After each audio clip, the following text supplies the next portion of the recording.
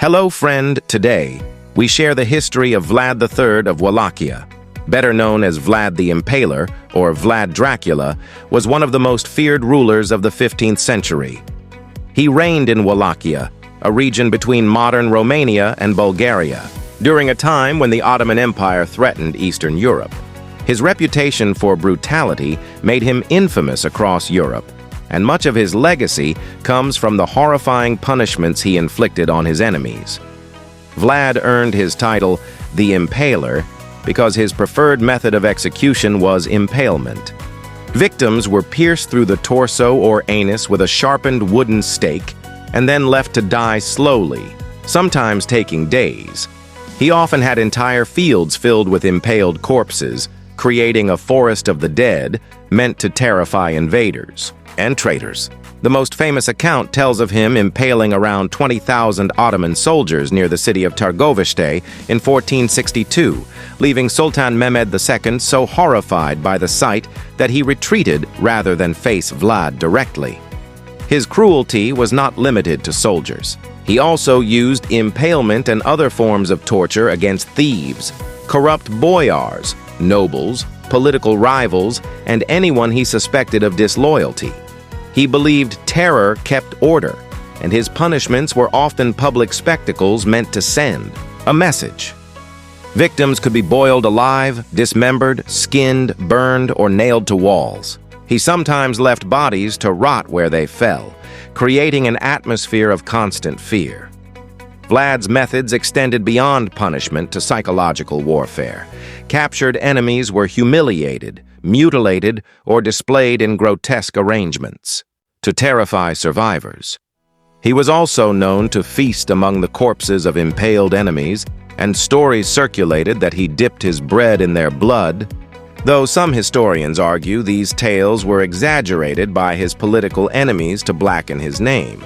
Despite his reputation as a sadistic ruler, some Romanians regard him as a national hero who defended his land from Ottoman conquest. His brutality, they argue, was a form of necessary resistance during a period of constant warfare and betrayal. However, to his enemies, Ottomans, Hungarians, and rival nobles, he became a symbol of monstrous cruelty, inspiring the legends that would eventually connect him to the fictional vampire Count Dracula. Vlad's reigns were marked by bloodshed from the beginning. He first came to power in 1448, but his rule was short, as rivals and the Ottomans forced him out. He spent years in exile and captivity before regaining the throne in 1456. From then on, he ruled with a mixture of fear, cunning, and ruthless violence, determined to secure Wallachia against enemies both within and outside its borders. One of his earliest acts after returning to power was to take revenge on the boyar nobles who had betrayed his father and brother. He invited many of them to an Easter feast in 1457, then had the older nobles impaled on the spot while forcing the younger ones into hard labor, building his fortress at Poenari. This not only punished treachery but also removed powerful rivals, consolidating his control over the country. When dealing with the Ottomans, Vlad showed both military skill and unmatched cruelty. In 1461-1462, he launched raids across the Danube into Ottoman territory, slaughtering thousands and impaling captives in villages to terrify survivors. His most infamous act came in 1462, when Sultan Mehmed II personally led a massive army into Wallachia. Vlad employed guerrilla tactics, ambushing supply lines, and harassing the invaders at night. The most terrifying event was his night attack at Târgoviște, where he infiltrated the Ottoman camp in darkness, killing thousands. When Mehmed finally reached Târgoviște, he encountered the sight of some 20,000 corpses impaled in a vast field, men, women, and children. This grotesque display broke Ottoman morale, and Mehmed withdrew, sparing Wallachia from conquest. Vlad's cruelty also extended to social order. He believed crime, theft, and corruption were best controlled by terror. Foreign merchants who tried to cheat locals were impaled, and common thieves faced the same fate. There is a story of a golden cup placed in a public square for travelers to drink from, which remained untouched during his reign. Proof, some say, of the fear he instilled in potential criminals. His enemies accused him of atrocities beyond war. Tales spread of him boiling people alive, cutting off limbs, and mutilating women. Chroniclers claimed he had mothers impaled with their infants, beggars burned in barns after promising them food, and soldiers skinned alive. Some of these accounts were likely exaggerated by Saxon and Hungarian propagandists, who despised him. But the sheer consistency of reports across sources shows that Vlad's rule was genuinely drenched in blood. Ultimately, his reliance on terror made him as hated as he was feared. He was betrayed and captured by Hungarian forces in 1462, spending over a decade as a prisoner. He briefly regained the throne in 1476, but was killed in battle soon after, his head sent to the Ottomans as a trophy. Even in death, he was remembered more for his cruelty than his victories, and the legend of Dracula was born from his bloody reputation. After Vlad's death in 1476, stories of his cruelty spread rapidly across Europe, blending fact with rumor until he became a near mythical figure.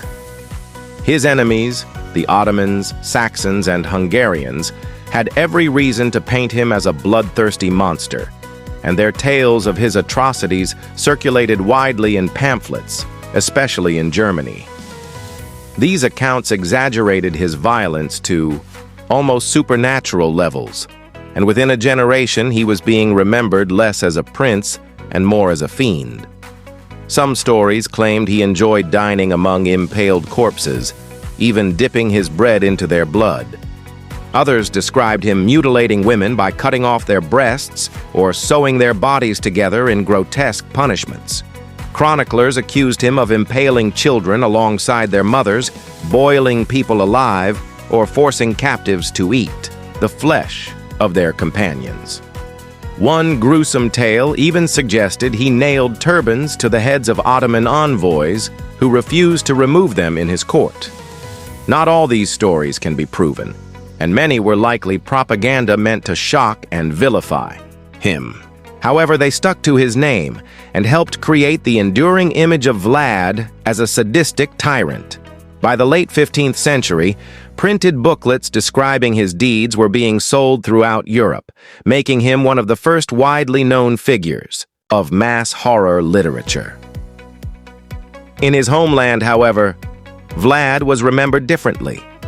Romanian folklore often portrayed him as a harsh but just ruler who kept order in a chaotic land.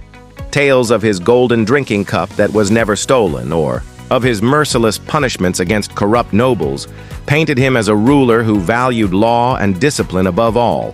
For Romanians under constant threat from the Ottomans, his savagery was seen as a necessary shield. Centuries later, Vlad's blood-soaked legacy took on a new form when Bram Stoker wrote Dracula in 1897. Though Stoker never directly based his vampire count on Vlad, he borrowed the name Dracula, which originally meant son of the dragon, or son of Dracul. Because Vlad's father had been inducted into the Order of the Dragon, young Vlad became known as Dracula. Over time, the association with blood, death, and cruelty blended seamlessly with vampire folklore, and the historical prince became forever linked with the fictional Count Dracula. Today, historians still debate how much of Vlad's cruelty was real and how much was propaganda. While it's undeniable that he impaled thousands and ruled through terror, some of the more outrageous stories may have been exaggerations. Yet the fact remains that his reputation as one of history's most brutal rulers endures, both as a national hero in Romania and as the archetype of Gothic horror in the rest of the world.